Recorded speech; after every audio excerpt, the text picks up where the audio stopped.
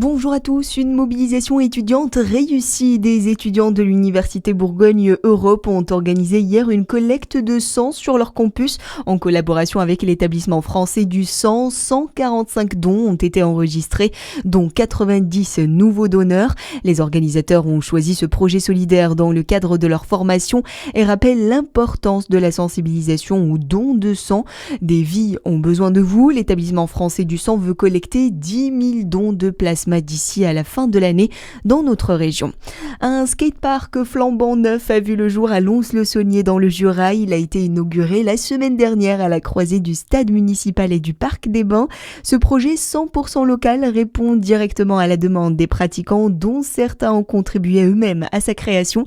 Le maire Jean-Yves Ravier se réjouit de ce nouvel espace de glisse au micro de Charlie Chauvasson. Ça a été fait de concert avec un pratiquant principalement, pas que lui, mais avec des pratiquants, on va dire, oui, pour arriver à faire un lieu qui convienne à ce qu'il voulait.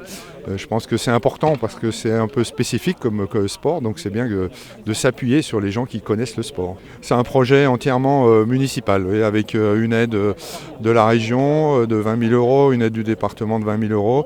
On attend une aide peut-être de l'État par le biais de la DETR, mais c'est au total un projet qui est évalué à 390 000 euros. Et en plus du skatepark, une piste de Pomtark a également été installée.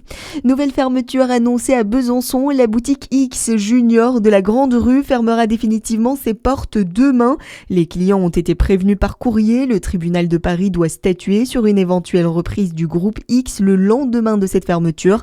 L'entreprise de prêt-à-porter en redressement judiciaire depuis début octobre a déjà annoncé la fermeture de 77 magasins et la suppression de plus de 200 postes en France.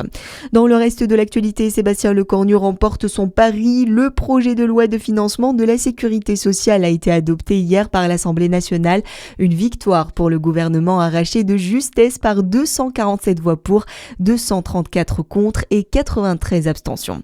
Les atteintes à la laïcité sont en recul à l'école depuis la rentrée. C'est ce qu'a annoncé hier le ministre de l'Éducation nationale à l'occasion des 120 ans de la loi séparant l'État de l'Église. Elles ont ainsi baissé de 10% par rapport à la même période l'an dernier, avec 1300 atteintes enregistrées depuis le mois de septembre. Et puis on termine avec le sport et d'abord du foot et les victoires hier de Monaco et Marseille pour la 6e journée de la Ligue des Champions. Monaco est venu à bout de Galatasaray 1-0, même chose pour l'OM qui l'emporte 3-2 sur la pelouse de l'Union Saint-Gilloise. Et du handball, et Palente veut relancer son dynamique. Les handballeuses de Palente affrontent Dijon ce soir à Chevigny, coup d'envoi 20h30. Voilà pour l'actualité, à suivre votre météo sur Fréquence Plus.